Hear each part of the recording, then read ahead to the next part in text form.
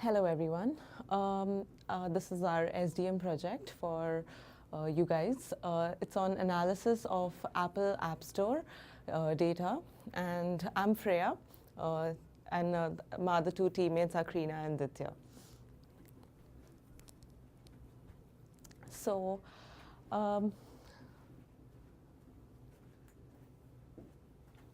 yeah.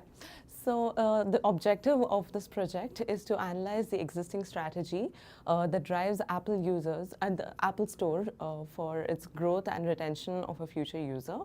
It uses 7,000 observations, and we've got this data set from iTunes Search API.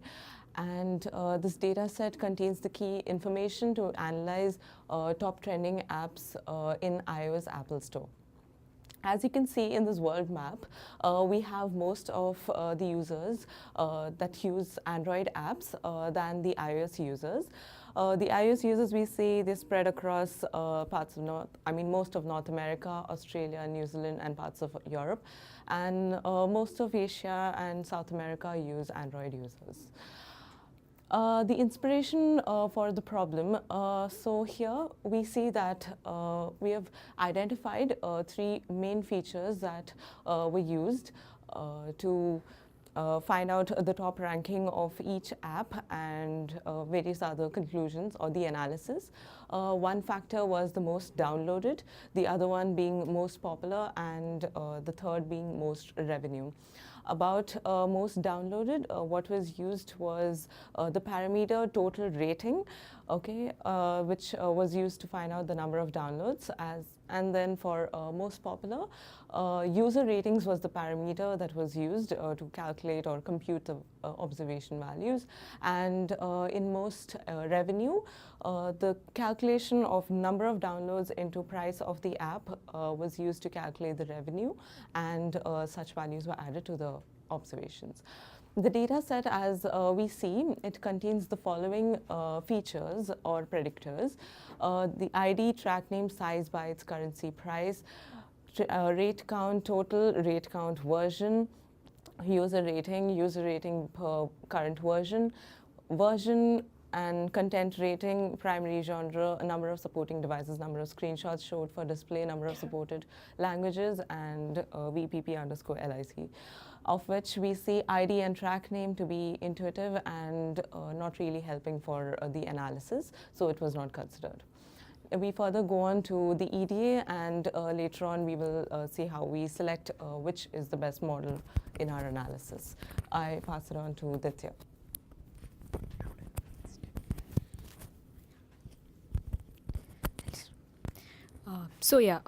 As mentioned by Freya, EDA target analysis, we have done our analysis based on three target variables.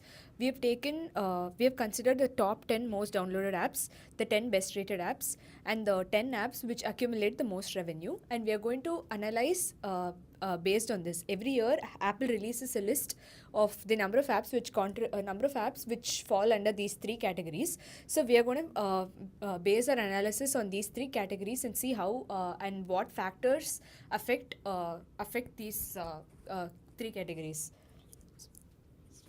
Okay, so for the EDA analysis, we first started by some data pre-processing.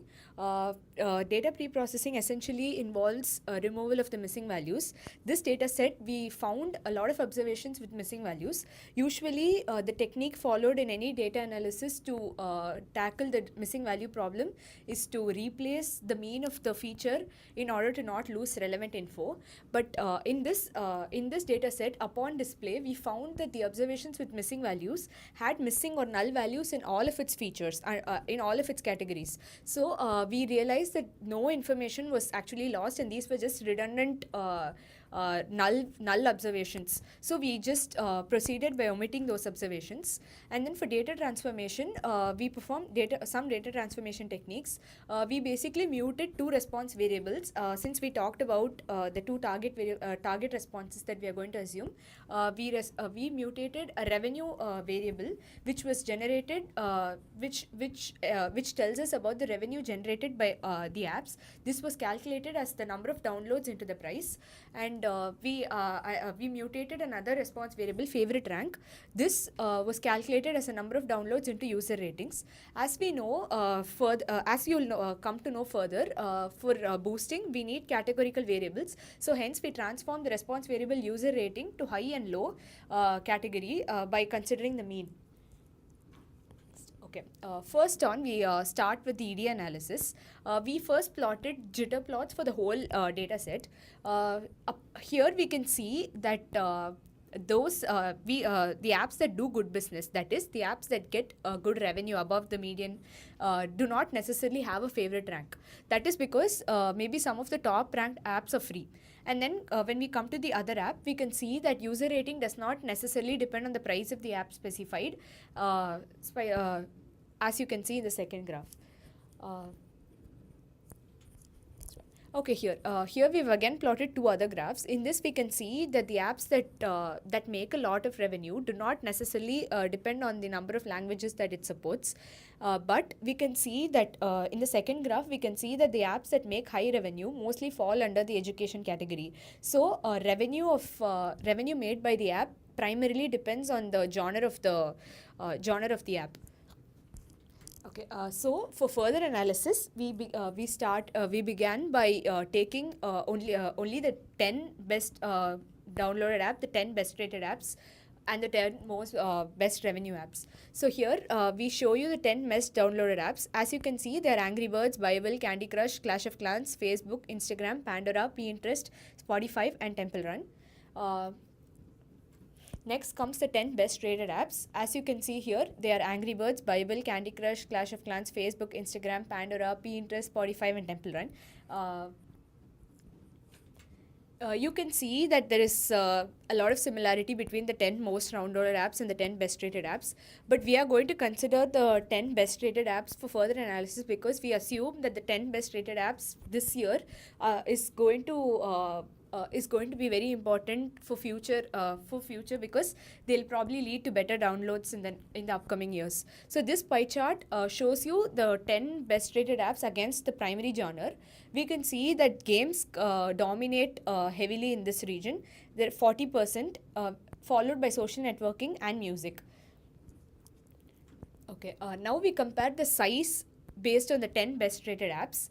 Here we see that even though Facebook was one of the best downloaded apps, it is very heavily sized, and even the gaming apps here like Angry Birds, Candy Crush and all carry a lot of are very heavily sized, but they are still the best downloaded apps and they are rated heavily.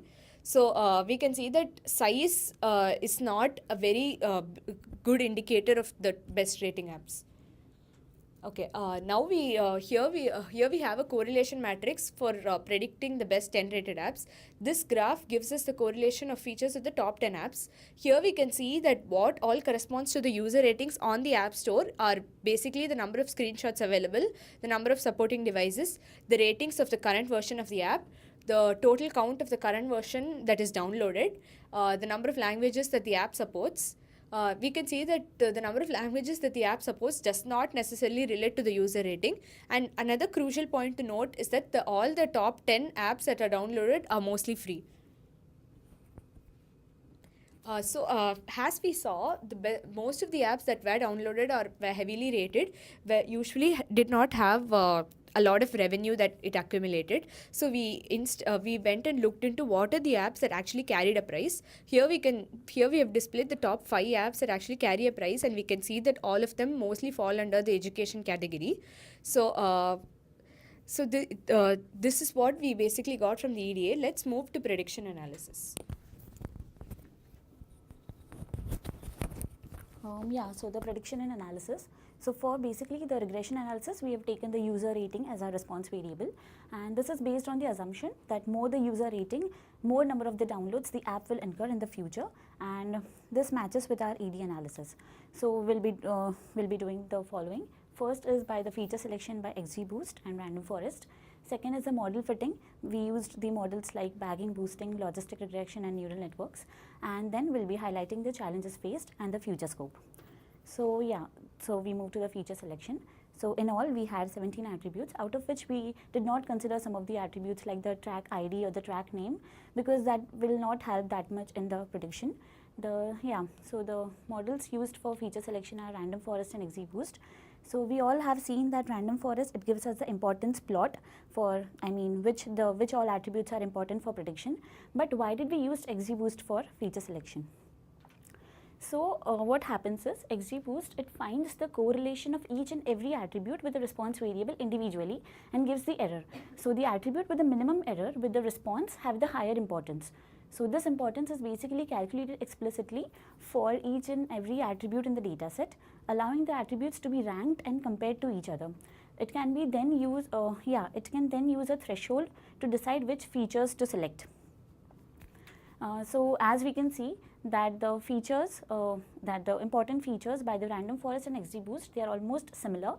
And they both match. So we consider the attributes such as the size of the application, the price, the number of screenshots available, then the number of supporting devices, the genre, then the count ratings, etc. for the prediction. So we implemented algorithms. The first was neural networks. So we implemented neural networks and we got the accuracy of 73.2%. So these are the algorithms we implemented. So highest accuracy was obtained in boosting, followed by neural networks, bagging, and then logistic regression. So it's a very common notion that neural networks always gives the best accuracy, but it's not always true. This shows that it's always data specific, and here we got a highest accuracy for boosting and not in neural networks. So from this we conclude, so first of all, our ED analysis, it matches with the prediction results, okay? The ED results and the prediction results, they both agree. So here we conclude that apps that do a good business, that is which has a high revenue, might not necessarily have a favorite rank. This is because some of the top ranked apps are free. We can also see that the apps that makes a revenue do not have the similar user ratings. So the user ratings does not necessarily depend on the price of the app specified. We can see that the apps that revenue made does not depend upon the number of languages supported, and also the apps that made the high revenue fall under the education genre. Then none of the top 10 downloaded apps have any revenue or the price associated. So also the game apps are the most popular genre, followed by the social networking apps.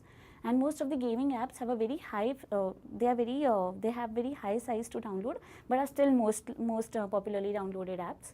And overall, the important features that Apple App Store should concentrate on is the number of screenshots which is available for the app, number of supporting devices, ratings of the current version, size of the app, and number of languages supported. So, thank you.